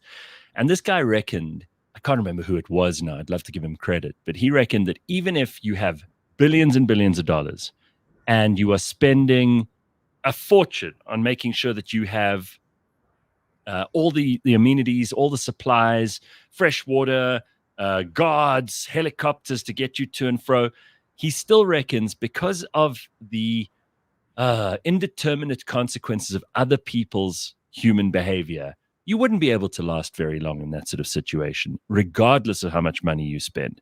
So if it gets to the stage where we're all in that much trouble, it's tickets. There's no amount of money that'll save you. I mean, that's a great example of a lot of the stuff I wrote about in the book, right? This whole idea that's, if you want to be safe, you kind of have to secure your environment and your society around you. You can't just rely on securing yourself. That comes up quite strongly there. If we've learned anything from the COVID experience, it's that you cannot ever be safe. There's no such thing as safe. The default condition for humanity is that you're never going to be safe. There's always something that's trying to eat you, kill you, famine, war, natural disaster. And I'm not saying that you need to live your life in paranoia, but you also have to just accept that there are going to be difficulties to being a living mammal. And ultimately, death is the only certainty. And the sooner you just get over that and enjoy the moments that you do have as a living creature, the better your life will be. This pursuit of safety, above all, is going to drive you up the wall. Yeah, safetyism is hugely dangerous, especially from a political component. But I don't know if you're aware, there's still people who are in voluntary lockdown from COVID. People who haven't gone out to a restaurant, who still keep their kids indoors. Yeah, there's a whole community of people that they still haven't come out of the cave since February 2020. That's an awful long time. Like, there's been children that have been kind of raised in these isolation bubbles. Now, of course, you can only do that in a zombie economy where you are the sort of beneficiary of other people's work that allow you to live without actually contributing to society in your little hovel. But that's a sort of side point. These are very much rich communities. You don't tend to find these sorts of overly safe communities in places where you have to actually kind of work for a living, which is where most of us live at the moment. Right. Well, I think that that's a good place to end the zombies. But what about the pirates? Let's talk a little bit about them, because you mentioned the new president of Argentina, who some people say is a pirate, but other people are saying, finally, here's a guy who's cutting a whole lot of zombie jobs out of the government. He may look like a lunatic, and he may have the hair of and the behavior of a lunatic, but then that seems de rigueur at the moment. I mean, if you think about the fact that Britain had Boris Johnson, America had Donald Trump, we had Jacob Zuma. These are not serious people. Yeah, none of this makes sense. I mean, so you might as well be a little bit chaotic. So the sort of chaotic energy in politics is quite big at the moment. But in terms of the piracy angle, it's really a case of asking forgiveness if you need to, or dealing with consequences later rather than asking for permission. And again, I think that was quite a prescient word choice, especially with what's happened in just the last few days in terms of quite literal piracy, the absolute moral panic that's going on in America. And in fact, indeed, across the entire academic world at the moment around the sort of plagiarism issue at the moment. And that sort of brings up questions as to, does copyright and patents and intellectual property law even make sense in a world where we have access to the world's information through, again, generative AI, right?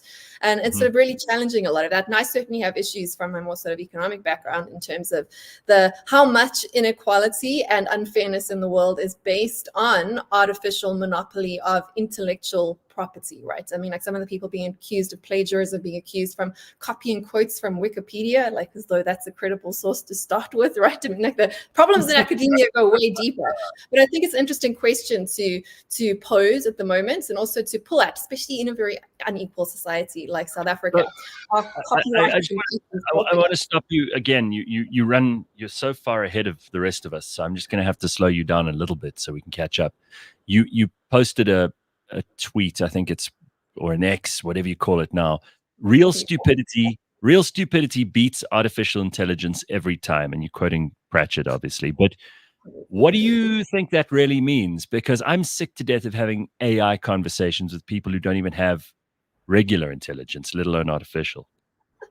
Well, at its essence, I mean, like that quote's quite flippant. Obviously, he's a humorist, but like we have a lot of these conversations, and a lot of airtime is being taken up in very serious places around sort of singularity and AI alignment, as they call it. In other words, trying to make sure that the AI gods that we're building and believing in, because they become a god as soon as you believe in them, and many people do believe that they have godlike powers. So, ergo, they kind of do that these things will become a sort of existential threats to humanity.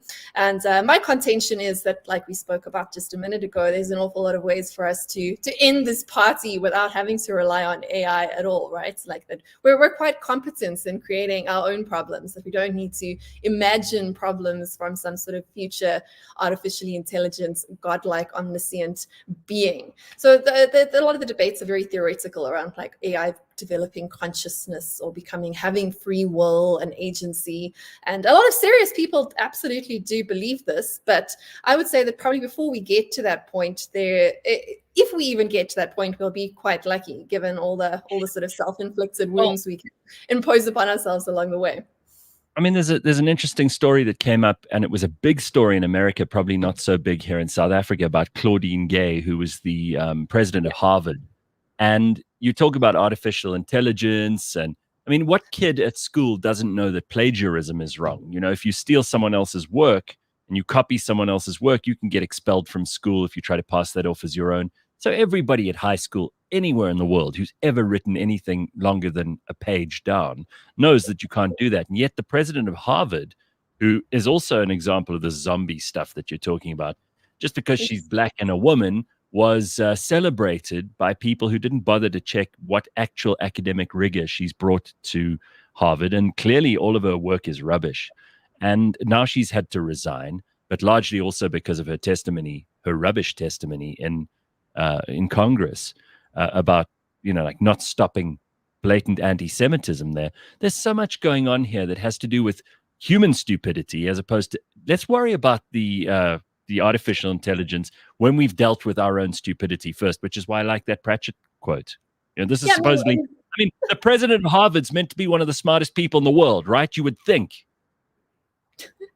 Well, we don't need to talk about universities and how smart or stupid they are. They're institutions designed to protect elite classes from the masses. I think one of my favorite sort of side side characters in that whole like Harvard issue going on at the moment is how a Harvard professor at a Harvard adjacent college that advertises itself as saying we give our students actual Harvard degrees with the same academic rigor. It's for part-time students. She went on Twitter and said, or X, and basically mocked her own students, saying, I might teach these people, but they're not the same as having a real Harvard degree, right? So, this whole idea that just pulling the curtain back, even though she's the one taking their money and she's the one teaching them and using the label to sign people up, she was still saying they weren't real Harvard students because they don't come from the sort of background that real Harvard students come from, which just sort of really rips the curtain back on these institutions, how they're all about sort of credentializing privilege rather than actually rewarding academic excellence or contribution to society. Like, you can never be a real Harvard graduate unless you did it full time and your mommy and daddy had a nice sort of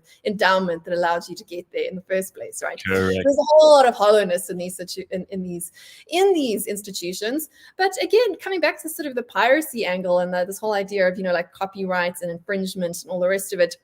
As much as you say that we understand that like plagiarism is wrong from an ethical sort of perspective, it's almost impossible to actually avoid in the real world. So whether you're a musician or whatever you are, all sort of human thought and creation builds upon other things. And one of my favorite examples of piracy in that regard is how there's this sort of project that's going on behind the scenes where people are trying to copyright every combination of musical notes so that they can destroy the copyright industry of the musical monopolies that sort of determine the sound industry that we listen to on Spotify or Apple Music or whatever.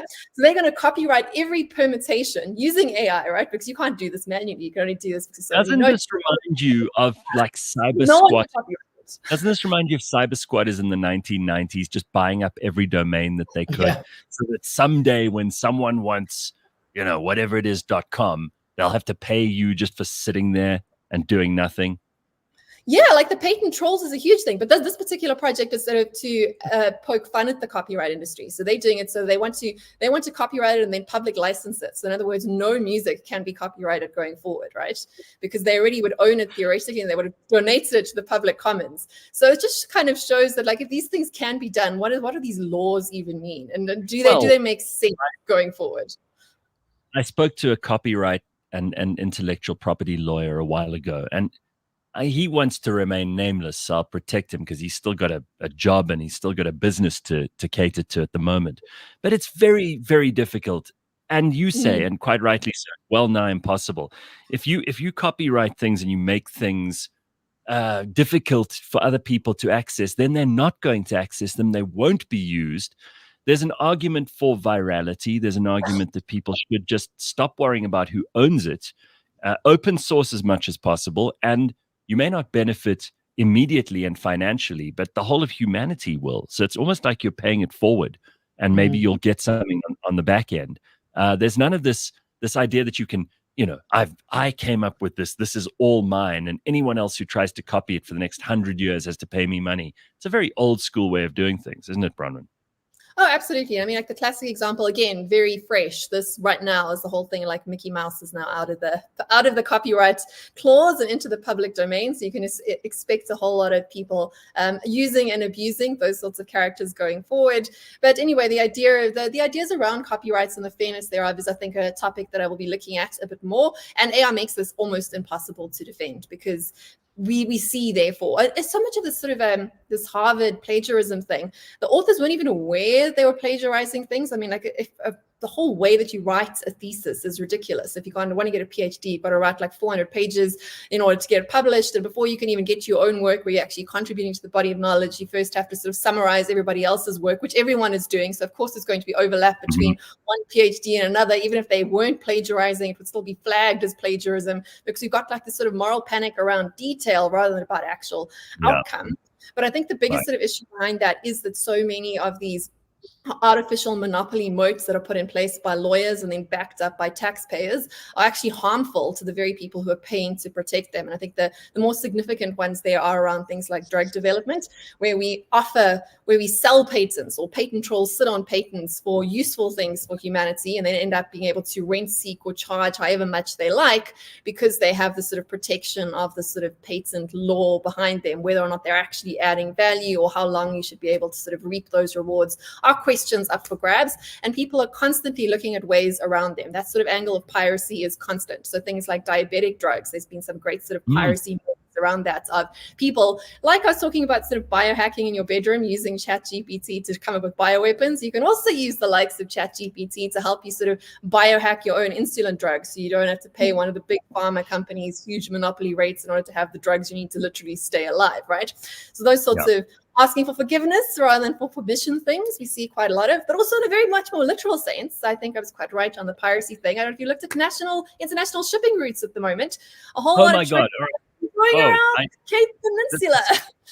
This is one of the few things that I did pay attention to. So a couple of days ago, there've been some fights in the Red Sea with the Houthis, and they're basically making shipping in that area impossible. Now, two-thirds of the world's exports and imports and container ships and oil and everything else goes through the Suez Canal. We know.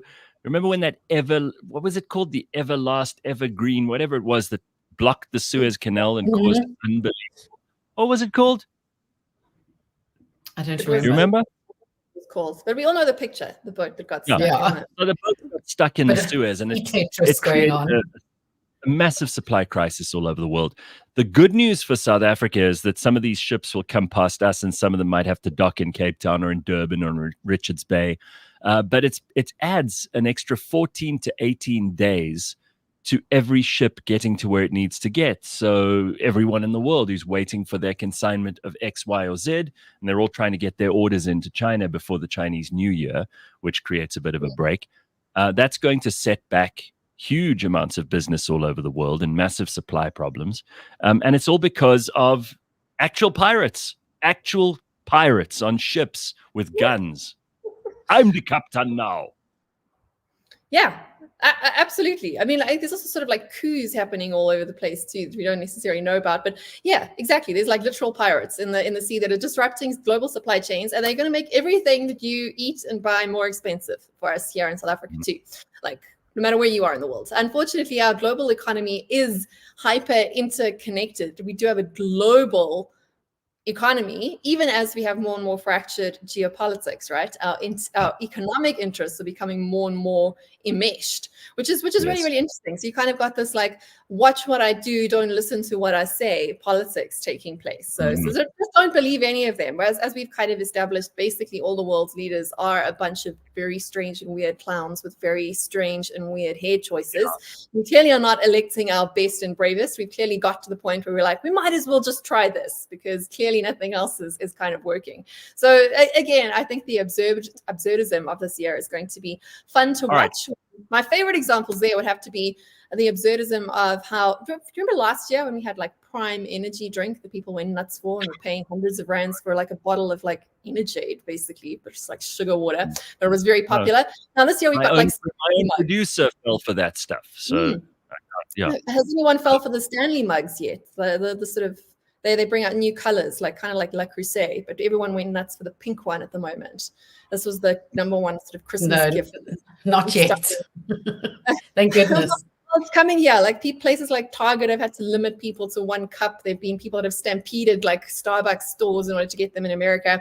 It just, I like to look at those sorts of fringy things, as much as they're not so relevant, or they do become relevant to us in South Africa too, because we're not immune from mimetic fire and everything. But it's just, there's some people that are chasing down plastic mugs and Prime energy drink, and other people who are sort of literally trying to bring the world to its knees, like pirates in the Suez Canal, right? So, I mean, so we live in very, very strange times, is what I'm saying. And that it's all too easy to get distracted and to be the more sort of zombie type consumer who gets distracted by the next consumer's toy you've got to chase after, rather than sort of focusing, you know, like it's like, come look over here, come look at this new toy that you should buy and drink and whatever. Don't look over there. Don't look at what South Africa is sending troops to the Congo. Don't look at the pirates in the Suez Canal. Don't look at what's going on behind the election scenes all over the world. Just focus on my eyes. Focus on my eyes. Don't look at what my hands are doing. Bronwyn, what about the book that you've written? I mean, this is a provocative title, Rescuing Our Republic. It's not going to go down well with everybody, but you obviously are paying attention to trends here. So let's just focus at home for a second. South Africa has a big year ahead. I don't think anyone doubts that. You and I have spoken privately also about what we foresee as the possible outcomes. There are political parties doing internal polling at the moment. We know the election's likely to take place probably sometime in May, which is just around the corner. Before we blink, it'll already be election time. But that isn't the only focus. There's other stuff that you focus on. There in particular our economic behavior and the things that we're doing right and the things that we're doing wrong. And the latter is a much longer list than the former. But give us some ideas of the stuff you unpack in the book. Yeah, so again, we could go back to good old Pratchett, and the whole book can be summed up with, even if it's not your fault, it is your responsibility to do sort of something going forward. And I think that perhaps the most important chapter in the book was based on the conversation with Charles Savage from the Purple Group, who's been done wonderful things for the economy, but also got into trouble lately for daring to actually charge for his services. Another interesting sort of economic point there as an aside. But essentially, like the Easy Equities platform was an interesting way to open up a conversation around how ownership can change behavior. And in that's in quite a literal sense, but also in a more figurative sense, right? So if you are invested in anything, whether it's a child, a company, a country, a piece of property, a business, a stock, a share, once you are literally invested in it, you have an incentive to see that thing succeed, right? Because now you've committed resources to it. You are invested and you are incentivized to make sure that that thing, that person, that property prospers. And in order to do that, it becomes very quickly apparent that you also then are incentivized to invest in the community, the nation around that thing that you are invested in, because that's to your own best interest, to protect your asset, your investment. Very simply, if you buy a property, you are invested in making sure your neighbors also clean up their curb. That's a very sort of low rent example of this sort of topic. But at the same time, if you buy stocks and shares in a startup or in a JSE listed company, you are now invested in seeing that business succeed. And in order for that business to succeed, well, you need a healthy economy, right? You need customers for the business that you've invested in. You need them also to be well paid and well fed so they can buy more of your services. This is how we sort of create virtuous cycles on a very sort of basic level by investing in more of what you want to see and by getting invested in anything really. But in order to do that, you have to actually democratize ownership. I hate to use those sort of words like democratize, but that's one of the big challenges with countries like South Africa, is that so few people are actually owners of the outcome of South Africa Inc. in our society, right? Like if you don't have access to spare capital to invest in companies or to purchase your own house, then you're almost kind of based on the sort of natural human propensities towards things like envy and entropy that sort of dictates society. If you're not invested, if you're not owning in success or owning in dividends or owning in good returns for your society around you, then you kind of almost incentivized, if you're not incentivized to destroy those who do own things out of envy or some more negative emotions, you're certainly not incentivized to look beyond yourself if you don't own a piece of the pie. So getting more people invested quite literally in owning the outcome of our country is one of the quickest ways to align people's incentives so we're working together rather than working apart. And there's sort of a more subtle angle to this too, in that I've spoken kind of about how there's many people that don't own because they can't afford to own, and then platforms like Easy Equities allow people to sort of own little fractions, so they're doing good in that regard. At least you have a route to that. But there's also another angle that comes from looking at more the affluent people in our societies and how inadvertently so many of us who do have access to capital and to privilege and to be able to own things are choosing not to own pieces of our own community that we are living in and maybe want our children to benefit from in the future, then instead we're using that spare capital to hedge against South Africa Incorporated. Yeah, now For that's example, horrible. I just want to point out, because I think we had a big hand in this, and so did the audience here at Cliff Central. When we partnered with Easy Equities and with Anthea Gardner years ago, we brought more people to the stock exchange in like a week than had ever been involved in the stock exchange, all put together before then. And it was quite a cool idea. I don't know about you, but I'm also sick of people who complain that they don't own anything. They don't have a role to play in the future. They feel disempowered. They feel as if they don't really have a function or a meaning or a purpose to their lives. And yet, you don't have to own a massive global company and have the majority share in it to be able to have your say. Anyone can go to a shareholders meeting and say their say. There are activist shareholders online. There are people who own 0.0001% of a company and have an equal representation to people who might own 40% of the company when it comes to actually having a say. They might not have the same voting power, but this is something you can do right now. You could put 5 rand into, owning a company that you care about, and it means something. And rather people will sit in the outsides and complain about it like Julius Malema does and talk about white monopoly capital or any of that stuff. It's available to you. You just have to make the effort. Yeah, I mean, you can start really small, and that's something that's actually quite new to our generations. Like, I worked in the financial industry like 15 years ago, and at that stage, if you wanted to get invested in the JSE, you needed like at least 5,000 rand to make any one investment. Otherwise, your returns were so eaten up by fees and all those sort of the actual monopoly capitalists like banks and Straight and Swift codes and all the rest of it. But like that ate up your profits that you actually couldn't unless you were wealthy. But now we have access to these tools thanks to the more sort of new generation technological platforms, which is why we shouldn't dismiss technology as being bad for us. Sometimes it does good things, but then we have to actually use it. We have to actually get invested in it. But that's this idea that ownership, very literal ownership, but also sort of theoretical ownership of the problem and of your society around you leads to virtuous rather than vicious cycles. But then we've also got to talk about the vicious cycles, which is something that, again, puts this, even if it's not your fault, it is kind of your responsibility back into play. And this is talking, as I was saying a bit earlier, about the people that have access to surplus capital, that are actually quite wealthy people, that are choosing, instead of investing in owning the things that they want to prosper, in other words, owning local companies, owning local property, like involved local schools, for example. Instead, you're choosing to hedge against the country that you live in by doing things like investing in new generation assets, by investing in things like cryptocurrencies. That's one way to do it. Or by, of course, taking your capital offshore, opening offshore investment accounts, buying property overseas instead of investing locally. Now, or immigrating, quite literally, right? Or trying to spread your bets by trying to earn dollars and sort of live locally in South Africa. All of these things are completely sensible at an individual level. So absolutely no criticism towards that.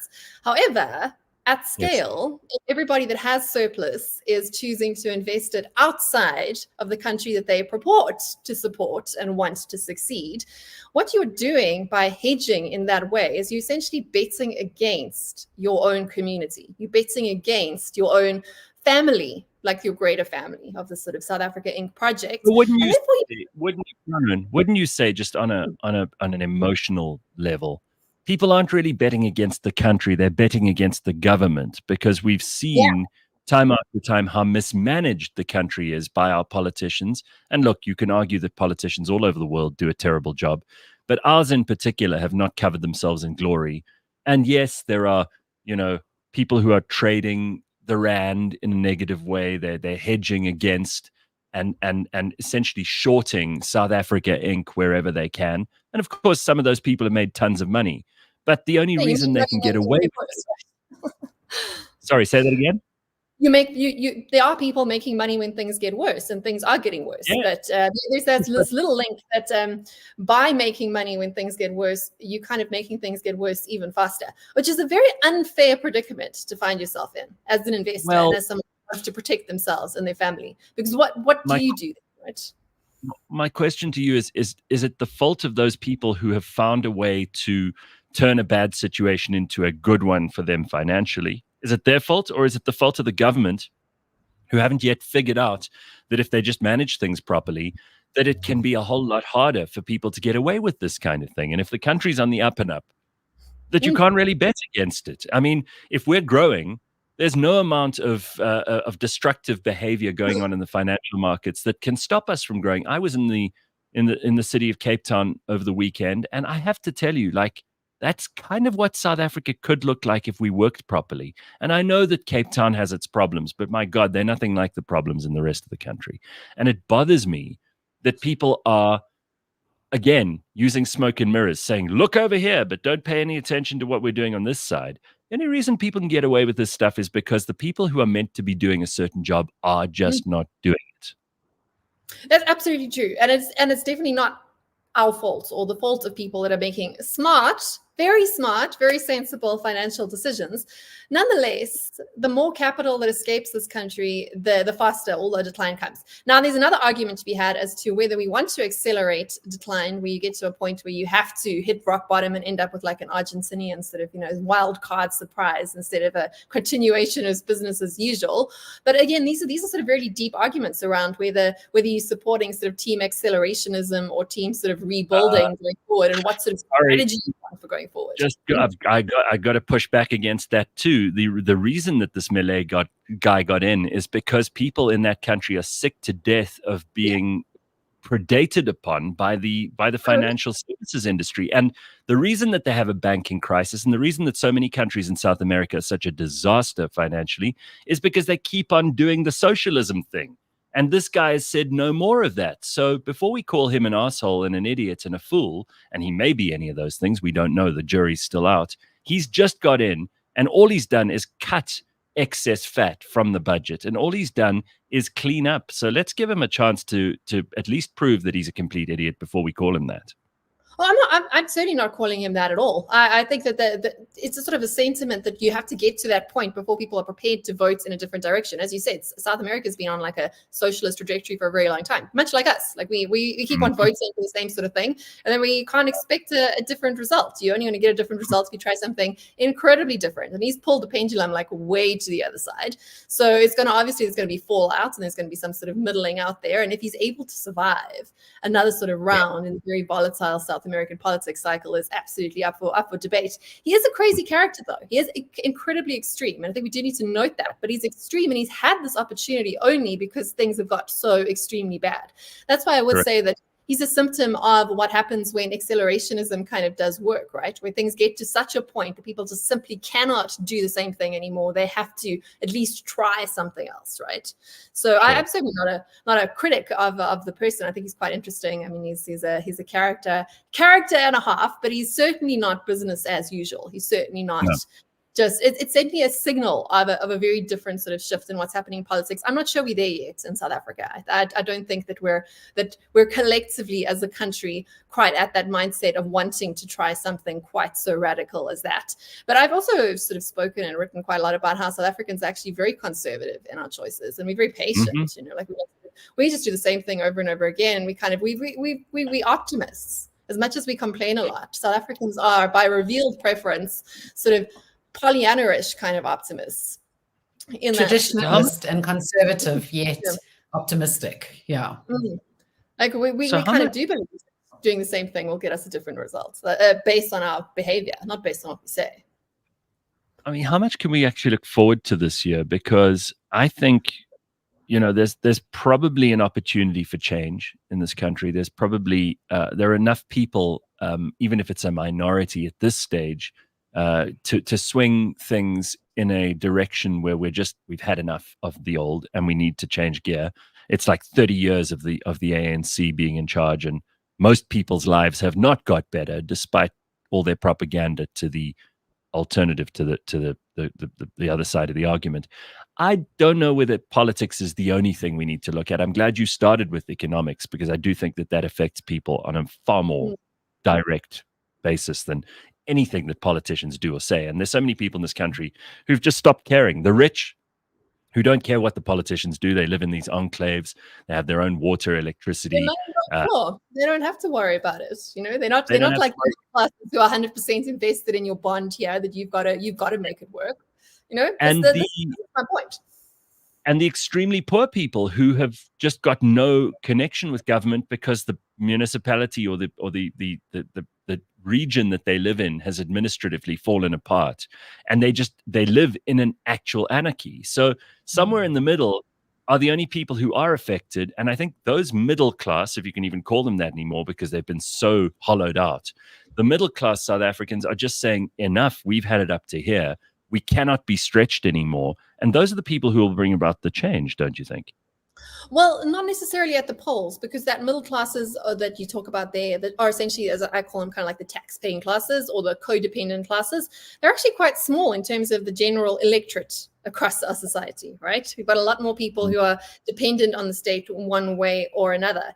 However, like from the economic perspective, then yes, there are things that those classes do have power on, because those same classes are the tax-paying classes. The really wealthy and the really poor don't pay too much tax in terms of like a percentage of their income, right? It's the middle classes that really sort of hold that together. We could get into debates about that, but I want to sort of sidestep that point and talk more about how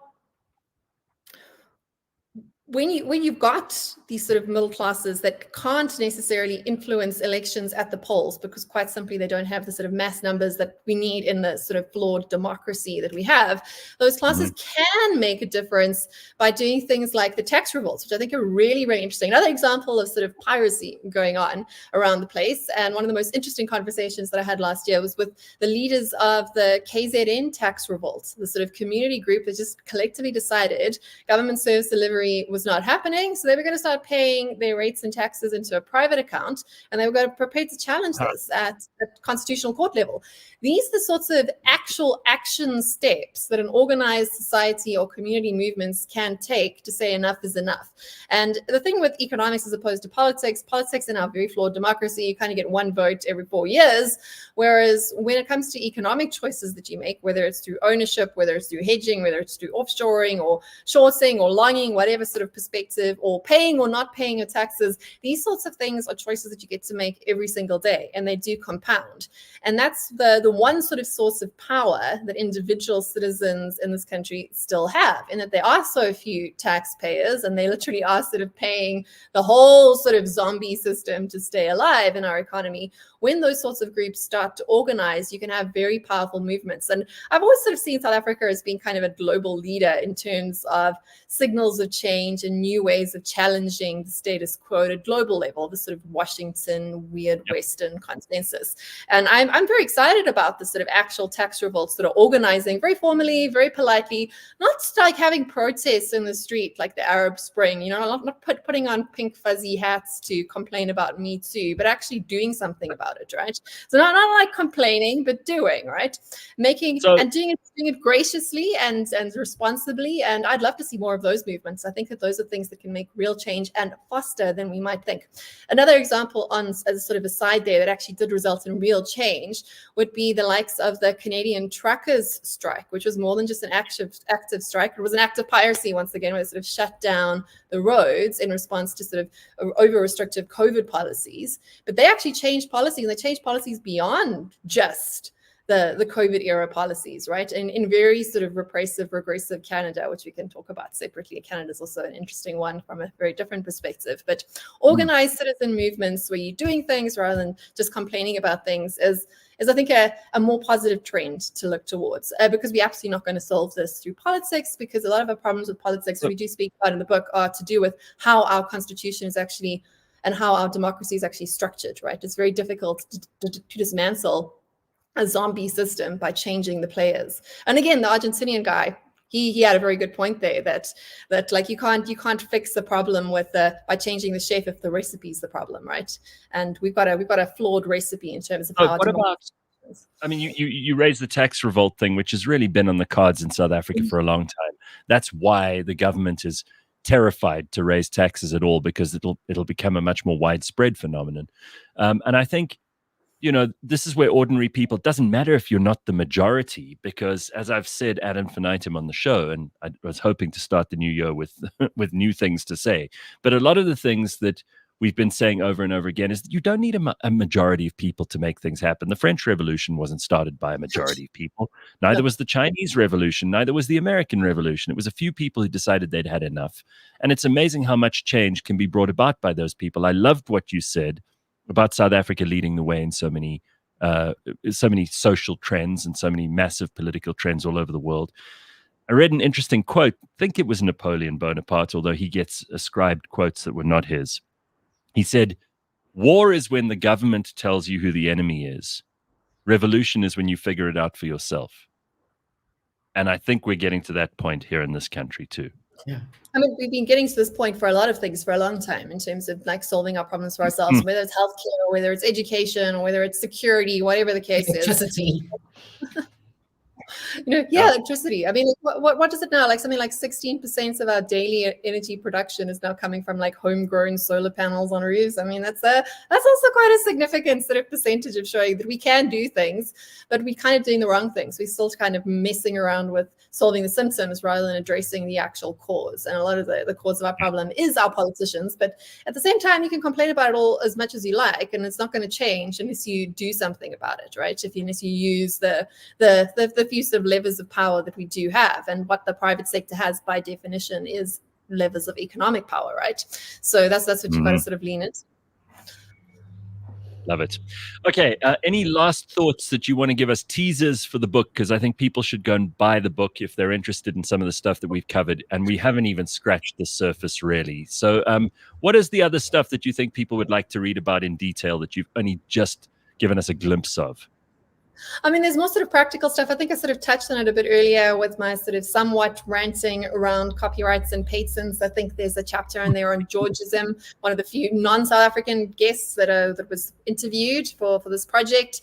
I think these sorts of radical economic ideas are ideas that should be spoken about more, that should be argued about. You don't necessarily have to agree with me. I'm certainly not in the business of trying to be agreed with, but I am in the business of trying to start new conversations and to give ideas that seemed impossible a bit of airtime, but some of the good ideas that seemed impossible prior a bit of airtime. There's an awful lot of bad ideas that seemed impossible until recently that are now being taken seriously. Things like universal basic income. I mean, I can do a whole many-hour sort of discourse on why these sorts of ideas are quite dangerous, but other much better ideas that have been lying around that could hopefully be run with by people implementing them in their own lives, or even if you are listening to this and you're interested in getting into politics, I think there's a few ideas for mandates for future politicians that people can pick up those banners and run with going into the future. Things that are actual tangible policies that can make a very significant difference in quite a short amount of time without having to go full Argentina all at once. No, I love it. This is all terrific, and it probably is the best way for us to start the new year. So thank you for being on the show, Bronwyn, and it's always great to chat to you. Check out the book that Bronwyn has just written with her co-author, and it's available in good bookstores right now. Is that the scripted ad, or can you add to it? Where can we get this? Can we get it online as well? Yeah, you can get it online. You can get it anywhere. I mean, as always, like going back to the point that I was making about invest in more of what you want to get. So if you're going to be buying books, kind of decide who you're going to be supporting. Do you want to support local booksellers, or do you want to support multinational sort of tech platforms? When you're getting these things, they're all available everywhere, but we get more of the ones that we actually do buy from, right? Especially now that we have more choices. I love it. Okay, everybody. So we're off to a roaring start for 2024. I hope the year is going to be amazing for you, Bronwyn, and for you, Leigh-Ann. And we will see you tomorrow at 6 a.m. bright and early for our first Tuesday show of the year. And you're still allowed, according to Leigh-Ann, to say Happy New Year for at least another week. To new and then people. you've got it. Yes. All right. Very good. All right, everybody. We'll see you tomorrow. Cheers. Have a good day. Bye-bye.